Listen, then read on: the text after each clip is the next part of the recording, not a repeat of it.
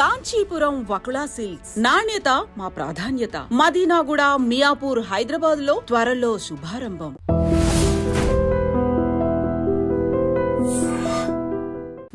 నిన్న అమావాస్య రోజు ఎక్కడో క్షుద్ర పూజలు జరిగి శ్మశానంలో ఒక అబ్బాయిని 22 ఏళ్ళు 23 ఏళ్ళు ఉన్నట కుకుట్పల్లి శ్మశానంలో అబ్బాయిని చంపేసి అక్కడే కాల్ చేశారు వాళ్ళు. పక్కన ఆ క్షుద్ర పూజకు సంబంధించిన వస్తు సామాగ్రి అంతా అక్కడే ఉందిట. సో అబ్బాయికి కూడా సెక్యూరిటీ లేదని అనిపించింది నాకు. ఒక్కొక్క రకంగా ఒక్కొక్కళ్ళకి ఈ ప్రాబ్లం ఏంటంటే అమ్మా, సమాజంలో దిగజారుడుతనం పెరుగుతుంది. దిగజారుడుతనం పెరుగుతున్నప్పుడు సమాజంలో మంచి మార్గం చెప్పడానికి చాలామంది ప్రయత్నిస్తున్నాం, కానీ మా పర్సంటేజ్ చాలా తక్కువ. మీలాంటి వాళ్ళు ఇది తీసుకువెళ్తున్నారు, దీనివల్ల కొంచెమన్నా ప్రయోజనం వస్తుందని మేము ఆలోచిస్తున్నాం. అవును సార్, అవును సార్. సార్ ఈ మధ్య నేను కంచి వెళ్ళాను. అక్కడ అమ్మవారికి కొన్ని పూజలు అవి జరుగుతున్నాయి, దానికి కవరేజ్ కోసం వెళ్ళాం. ఎక్కడెక్కడి నుంచో కొన్ని వందలాది మంది పురోహితులు వచ్చారు, అందరూ యంగ్స్టర్స్. నేను అన్నాను సరదాగా, ఏమండి మీకు పెళ్ళి అయిందా అని అడిగాను. మమ్మల్ని ఎవరు చేసుకుంటున్నారండి, పురోహితులను ఎవరు చేసుకోవడానికి అమ్మాయిలు ముందు రావట్లేదు, దీని మీద మనం ఒక టాక్ చేయాలండి అన్నారు. They are from Guntur actually. తప్పకుండానండి, నేను ముందైతే ఈ ఇంటర్వ్యూ చేస్తాను, అప్పుడు అడుగుతాను స్వామిని, అడిగిన తర్వాత అప్పుడు మీ దగ్గరికి వస్తాను తప్పకుండా అని. నిజానికి అమ్మాయిలు పురోహితుల్ని పెళ్లి చేసుకోవడానికి అంటే ఈ మడి ఆచారాలకి ఆచార వ్యవహారాలకి భయపడిపోతున్నారా, లేకపోతే ఈ లైఫ్ వద్దనుకుంటున్నారా, మోడర్న్గానే ఉండాలనుకుంటున్నారా? మీరు ఎలాంటి యూత్ని చూస్తున్నారు సార్? యాక్చువల్లీ నిజంగా ఇబ్బంది అవుతుందంటారా పురోహితులు? Dil Se with Anjali, Dil Se with Rangarajan. చాలా నిజంగానమ్మా, యు ఆర్ టచ్ ది. ఇది అర్చకుల్ని మాత్రమే కాదమ్మా సార్. నేను మీ అందరికీ ఒక విషయం చెప్పాలి. మనం చేసినటువంటి కొన్ని విషయాల్లో తప్పిదాలు ఉన్నాయి. మోడర్న్ అంటాం. మోడర్న్ అంటే ఏంటి? మోడర్న్ అంటే ఏంటి? మీకు ఏం చెప్తే ఏమో తప్పు అని నాకు భయం. మోడర్న్ అంటే మీ యొక్క వ్యక్తిత్వాన్ని, అస్తిత్వాన్ని, మీ పరంపరని, మీ విలువల్ని ఇవన్నీ వదిలేసేయడం మోడర్నిటీయా? దీనికి ఏం విలువలు లేవా? మన దేశం ఏంటి అమ్మా? త్యాగానికి ప్రతిరూపమైన దేశం. శ్రీరాముని మనం ఆదర్శంగా ఎందుకు భావిస్తాం? త్యాగం చేశారు కాబట్టి. శ్రీరాముడు ఏం తక్కువ కాదు, ఆయన కంటే ఎక్కువ భరతుడు శ్రీరాముడు 14 సంవత్సరాలు అరణ్యవాసం ఉండాలి. అవును సార్. వాళ్ళ తండ్రి ఆజ్ఞ, కానీ భరతుడికి కాదు కదా. కానీ భరతుడు రాజ్యం వెళ్ళాడా? వెళ్ళలేదు. భరతుడు ఏం చేశాడు? భరతుడు 14 సంవత్సరాలు శ్రీరాముడు ఎలా నారా వస్త్రాలు ధరించారు, ఎలా జటాజూటుడుగా ఉండినాడు, ఆయన నందిగ్రామంలో ఉన్నాడు, సింహాసనం కూడా ఎక్కలేదు. శ్రీరాముల వారి పాదుకల్ని సింహాసనం పైన పెట్టి 14 సంవత్సరాలు పాదుకా రాజ్యం ఉండింది. ఆయన కంటే గొప్పవాడు శత్రుఘ్నుడు. ఓకే. చాలామంది శత్రుఘ్నుడి యొక్క పాత్ర తెలియదు. లక్ష్మణుడికి సొంత తమ్ముడు శత్రుఘ్నుడు. నేను చిలుకూరులో అడుగుతూనే ఉంటాను, లక్ష్మణుడు తల్లి పేరు ఏంటి అని అడిగితే, ఒకసారి ఇలా భక్తులు ఎంత విలువలు తెలుసుకుంటున్నారు చిన్నపిల్లలు అని తెలిస్తే జనరల్ క్వశ్చన్స్ ఉంటాయి. ఇప్పుడు ప్రదక్షిణాలు స్టార్ట్ అయిన తర్వాత మళ్ళీ స్టార్ట్ అవుతుంది వైవా. ఒక పిల్లవాడిని అడిగితే వాడు అనుష్క అని చెప్పాడు. అంటే లక్ష్మణుడు తల్లి పేరు తెలియనటువంటి సమాజం మనం తయారు చేస్తాం. అవును.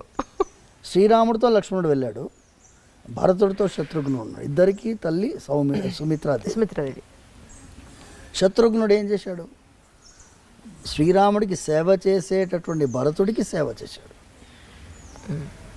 ఆ సేవ చేసేటటువంటి ఒక గుణం ఉంది చూసారమ్మా, ఇది మన భారతదేశంలో ముఖ్యమైనటువంటి గుణం. ఈ గుణము ఇప్పుడు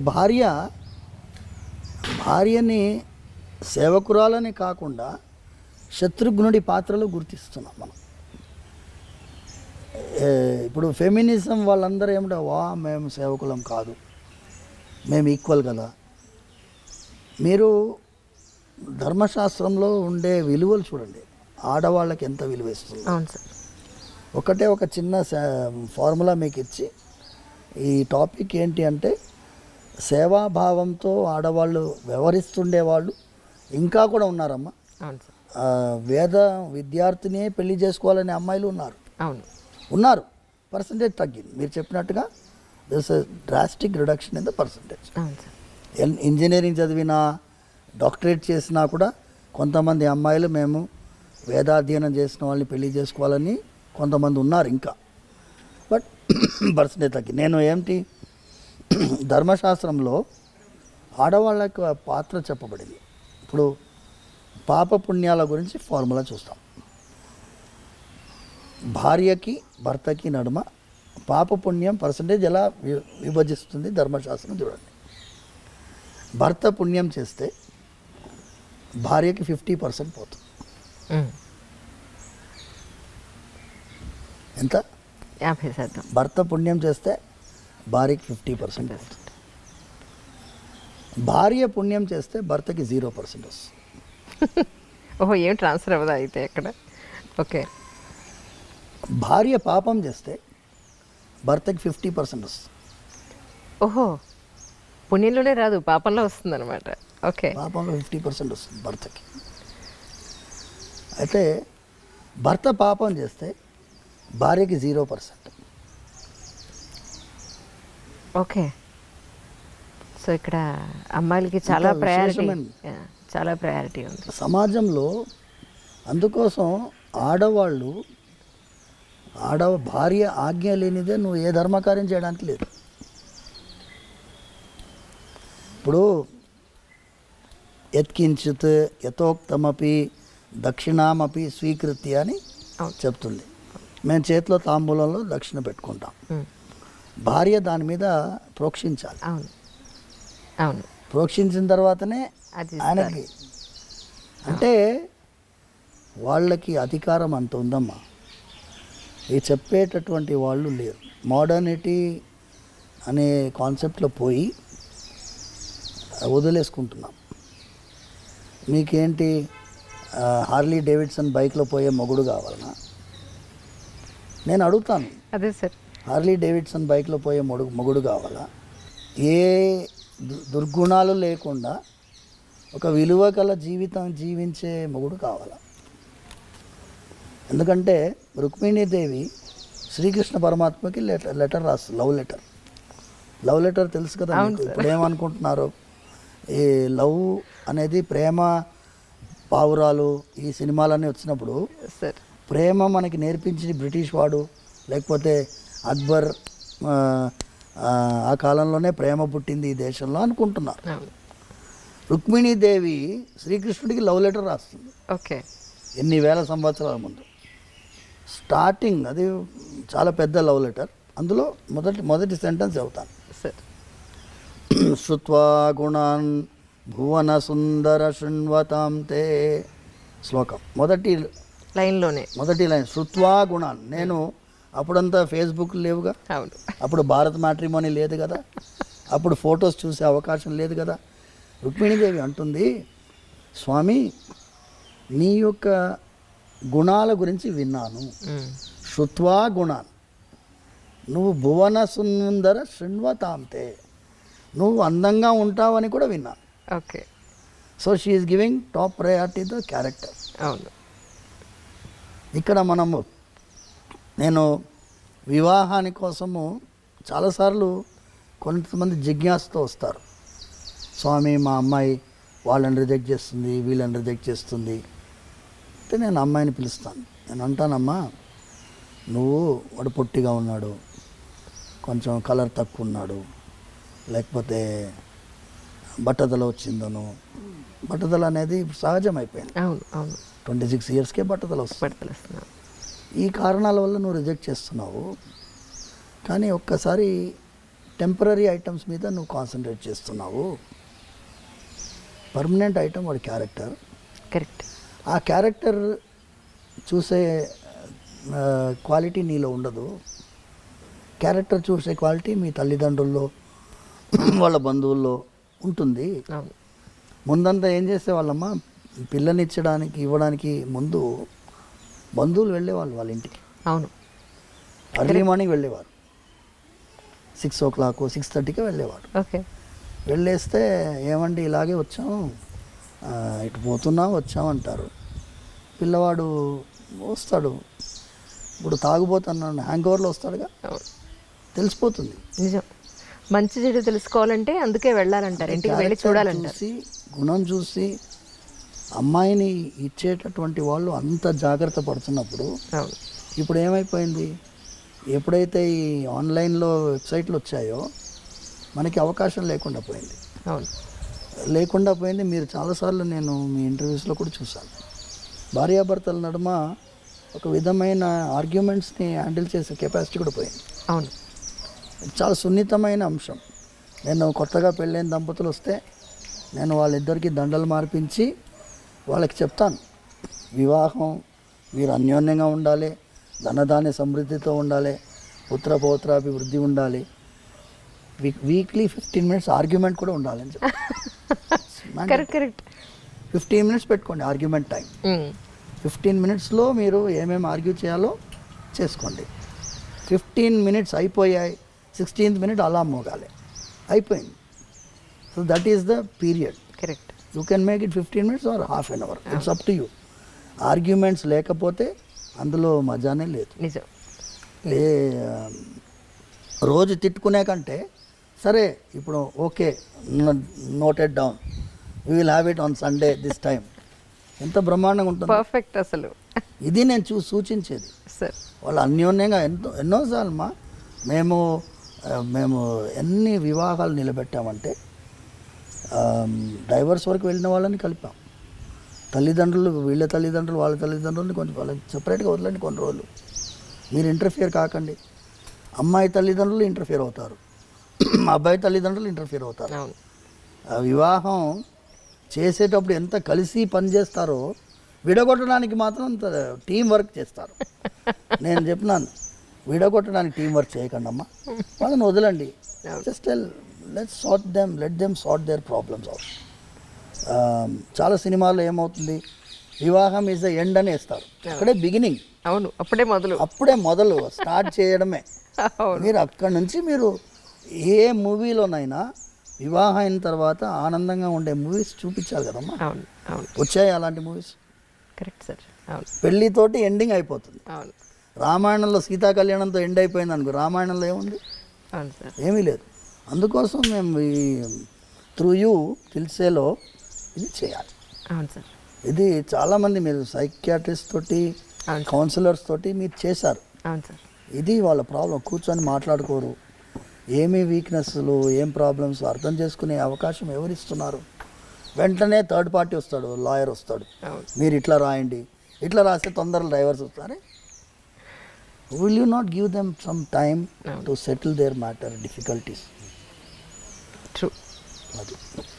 యాక్చువల్లీ నేను ఫుల్ ఫ్లెడ్జ్డ్గా ఒక ఎంట్రీ తీసుకోవాలి అని మెంటల్గా చాలా ప్రిపేర్ అయ్యి వస్తే సార్ నాకు 1 hour టైం ఇచ్చారు.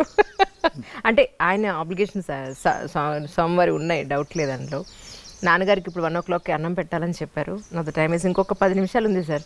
అంటే మీ జర్నీ వెళ్ళి నాన్నగారు కొట్టించడానికి 10 నిమిషాలు టైం పడుతుందని అనుకుంటున్నాను. సో ఏం చేద్దాం, వెయిట్ సాయంత్రం వరకు వెయిట్ చేయమన్నా వెయిట్ చేస్తాం. మీరు మధ్యలో కాసేపు రెస్ట్ తీసుకుని భోజనం చేసి సాయంత్రం చేద్దామంటే పెట్టుకుందాం అంటారా? ఫ్రెష్గా మళ్ళీ పెట్టుకుందాం. సరే, సిలబస్ ఇచ్చేసేయి. ఎందుకంటే ఒక్కొక్క టాపిక్ తల్లి మీది ఎలా ఉంది అంటే సార్, మీ క్వశ్చన్స్ కూడా wide spectrum. See your leading question, Anjali interviews ఎందుకు చాలామంది చూస్తారు అంటే యాంకర్ ఎలా ఉండాలో అలా ఉండాలి. యాంకర్ అంటే లోపల దిగి పట్టేస్తుంది అంతే, దాని తర్వాత మా ఫ్రీడమ్ ఇస్తారు. లేదండి అంతకంటే వాళ్ళు మాట్లాడివ్వకుండా ఇంటర్వ్యూ చేసే వాళ్ళు ఉన్నారు. సో అందుకోసం మీరు అంత ఫ్రీడమ్ ఇస్తున్నారు కాబట్టి వైడ్ రేంజ్ మనం మాట్లాడాలి. సమాజానికి ఉపకారం అయ్యేటటువంటి విషయాలు మనం మాట్లాడుతున్నాం కాబట్టి అసలు వి షుడ్ హ్యావ్ అనదర్. తప్పకుండా ఇంకోటి ఈ ఒక్క క్వశ్చన్తో ముగించేస్తాను. అలాగే జనరల్గా గుడికి, ఎస్పెషల్లీ ఇక్కడ బాలాజీ టెంపుల్కి ఏదో ఒక కోరికతోనో, ఒక ఆవేదనతోనో, తీరిన ఆవేదనతోనో, ఒక ఆత్రతతో వస్తారు. ఇక్కడికి వచ్చిన తర్వాత ఆ ప్రదక్షిణాల ద్వారాను లేకపోతే ఇక్కడ మొక్కులు తీర్చుకోవడం ద్వారాను కొంత వాళ్ళకు ఉపశమనం దొరుకుతుంది. మీ వరకు ఇన్ని సంవత్సరాల నుంచి గుళ్ళో ఉంటున్నారు, మరి మీకు మనస్తాపం వస్తే ప్రతిరోజు చూసే దేవుడికి ఇక్కడే చెప్పుకుంటారా, లేకపోతే మీకు బాధ వస్తే ఏం చేస్తారు అని? చాలా అదేమంటారు, ధర్మ సంకటం అంటారు దీన్ని. కానీ మనస్తాపం వస్తుంది. స్వామివారి కైంకర్యం చేస్తున్నప్పుడు ఒకటే ఏంటంటేమా, దాన్ని ఎదుర్కొనే ధైర్యం కూడా ఆయన ఇస్తున్నారు. ఏదన్నా పరిస్థితి వచ్చినా, పరిస్థితి సమాజంలో సహజంగా వస్తుంది. ఒక చిన్న ఎగ్జాంపుల్ మీకు ఇస్తాము. ఇబ్బంది, తెల్లవారుజామున మేము ముందు ఒక 5-6 సంవత్సరాలకు ముందు 5 అంబర్పేటలో మా ఇల్లు, భార్య పిల్లలు అక్కడ ఉంటున్నారు. అక్కడి నుంచి ఎర్లీ మార్నింగ్ 4:30కి బయలుదేరి వస్తున్నాను. 7-8 years బ్యాక్ ఎగ్జాక్ట్లీ. తెల్లవారుజామున వస్తుంటే ఇక్కడ నుంచి మృగవనికి ఇంకా ముందు పోలీస్ అకాడమీ నుంచి రైట్ తీసుకోవాలి. అక్కడ వెహికల్లో స్మోక్ వచ్చేసి పొగలు వచ్చాయి. వచ్చేసేసి వెహికల్ ఆగిపోయింది. నేను ఏమైంది వెహికల్ ఆగిపోయింది అని చూసి డాష్ బోర్డ్ చూస్తే మొత్తం పొగలు. నేను ఆ టైంలో ఎవరు వస్తారు? ఇమాజిన్ 4:45. చాలా కష్టం. ఇప్పుడు ఏంటి, నేనే మీ స్వామివారి కైంకర్యానికి బయలుదేరాను. అప్పుడు ఈ ఓలాలు ఓబెర్లు లేవు. అయితే స్వామి ఇంకా మీ అభిషేకానికి మేము రావాలి శుక్రవారం. అయితే 10 minutesలో ఒక ఆయన 2-wheelerలో పోతున్నాడు. వచ్చి ఆపాడు. ఆపి ఏమైంది అని అడుగుతున్నాడు. నాన్న ఈ వెహికల్లో పొగలు వచ్చినాయి బాబు. అలాగా, టూల్ కిట్ ఉందా బండిలో అన్నాడు. తప్పకుండా ఉంది వెనకాల. ఆయన అదన్ బాగానే తిప్పాడు. వెనకాల టూల్ కిట్ ఓపెన్ చేశాడు. ఓపెన్ చేసి ఏమన్నాడంటే, బ్యాటరీ వైర్ కాలిపోయింది, ఓహో మీకు ఇప్పుడు బ్యాటరీ వైర్ దొరకదు. అది ఎలా చెప్తున్నావు అంటే, నేను మెకానిక్ అండి, మా అత్తగారింటికి పోతున్నాను. మా అత్తగారి ఇల్లు వికారాబాద్ యువతల, 2-wheelerలో ఎర్లీ మార్నింగ్ పోతున్నాను. నేను స్పీకర్ వైర్స్ కట్ చేసి జాయిన్ చేస్తాను, కానీ ఇది చాలా దూరం పోదు, ఈ హై యాంపేరేజ్ ఉంటుంది కాబట్టి ఇక్కడి నుంచి పోతుంది. మళ్ళీ మీరు లంగారోజ్ మెకానిక్ దగ్గర పోయి చేసేసుకోండి అన్నాడు. చేసేసాడు. అయితే మెయిన్ ఐటమ్ ఏంటంటేమ్మా, ఇది స్వామివారి కార్యమని భావించి ఆయన అనుకున్నాడు కాబట్టి ఆయన పైన భారం వేస్తే ఆయన ఎవరినో ఏర్పాటు చేస్తాడు. ఆ మెకానిక్ ఆ టైంలో రావడం ఏంటి, మేము ఆ టైంలో ఆయన ఆపడం ఏంటి? అవును, జనగా రోడ్డు మీద ఏదైనా అవసరం ఉందన్నా మేము నిలబడి ఉన్నాం, కారు బయట నిలబడి ఉన్నాం. ఆయన ఆపాడు, ఆయనే చూశాడు, జాయిన్ చేశాడు, వెళ్ళిపోయాడు. రూపాయి తీసుకోలేదు. అద్భుతం. అంటే స్వామివారు మనందరినీ కూడా ఏమంటేమా, మేము చాలాసార్లు స్వామివారి ఆరాధన అయిన తర్వాత ఆయనకి ప్రతిరోజు క్షమాపణ చెప్తాం. స్వామి, మంత్రహీనం క్రియాహీనం భక్తిహీనం యదర్చనం తత్సర్వం క్షమ్యతాం దేవ దీనం మాం ఆత్మసాత్ కురు. నేను దీనుణ్ణి, మంత్రలోపం ఉండొచ్చు, తంత్రలోపం ఉండొచ్చు, భక్తిలోపం ఉండొచ్చు, వేరే ఏదో ఉండొచ్చు. మీరు చిన్న పిల్లవాడిని ఎలా క్షమిస్తారో అలా నన్ను భావించి క్షమించాలి. సో స్వామివారి దగ్గర ఆ అఫెక్షన్ తోటి, ఆ ఫీలింగ్ తోటి చేస్తే ఆయనతోటి నివేదించుకుంటాం. మా మనసులో మాటలు ఆయనకు తెలియకుండా ఉంటాయమ్మా. ఏం చేస్తున్నామయ్యా ఇది అనే ఫీలింగ్ ఎప్పుడు రాలేదు నాకు. ఇప్పుడు 22 years అయిపోయింది స్వామివారి సేవలో ప్రత్యక్షంగా రావడం. ఇంతవరకు నాకు ఎప్పుడూ కూడా అయ్యో ఇది ఏం రా దౌర్భాగ్యమైన పరిస్థితి అనే ఫీలింగ్ అయితే రాలేదు. కానీ మీరు చెప్పినట్టుగా ఈ చిన్న చిన్న ఇబ్బందులు జరుగుతాయి, పెద్ద ఇబ్బందులు కూడా జరుగుతాయి. పెద్ద ఇబ్బందులు జరిగినప్పుడు మళ్ళీ ఆయన దగ్గరే వేడుకుంటాం. దీనికి మీరే సమాధానం వెతకాలి, మీరే సంతోషంగా మీరు, ఎందుకంటే మేము దేవాదాయ చట్టాన్ని ఎదిరించి పోరాడినటువంటి దేవాలయం చిలుకూరు బాలాజీ టెంపుల్. అవును. స్వామివారు ఇప్పుడు మీరు అడిగారు చూడండి,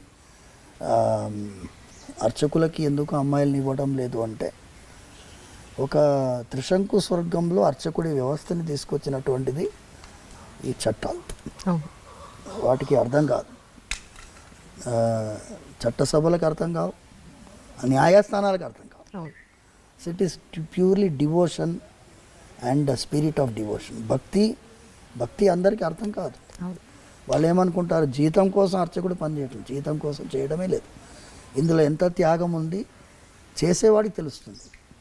ఎంత త్యాగం ఉంది అంటే, వాళ్ళు మీరు చెప్పారు చూడండి, మోడర్న్గా ఉండాలనుకుంటారు అమ్మాయిలు, ఆడవాళ్ళకి ఈ త్యాగ బుద్ధి అనేది ఉండడం అనేది కష్టం. మడి ఆచారాలు అంటే అసహ్యము చాలామందిలో ఉండొచ్చు కాక, కానీ ఒక్కసారి వాళ్ళకి అర్థం చేసుకుంటే, స్వామి వారికి నచ్చినటువంటి పద్ధతిలో మనం ఉంటే అంతకంటే గొప్ప సేవ ఏముంటుందమ్మా. అవును సార్, అది నిజం. ప్రేక్షకులకి మధ్యలో ఇది అంతరాయం అనమాట. సో ఈ ఫస్ట్ ఎపిసోడ్ తర్వాత మిగతా ఎన్ని ఎపిసోడ్లకి మేము ఇక్కడ చిలుకూరు రావాలో అని అనుకుంటూ ఉన్నాను. నాన్నగారికి అన్నం పెట్టి టైం అయింది సార్, అవునమ్మా. దయించి కానివ్వండి. అయితే మేము మళ్ళీ మీ దర్శనం చేసుకుంటాం. తప్పకుండా ఈ ఎపిసోడ్ మళ్ళీ కంటిన్యూ అవుతుంది. కంటిన్యూ చేద్దాం. మీరు ఎప్పుడు ఫ్రీగా ఉన్నారో చెప్తే ఆ రోజు తప్పకుండా పెట్టుకుంటాం. తప్పకుండా అమ్మా. సార్ థ్యాంక్ యూ సార్, నమస్కారం.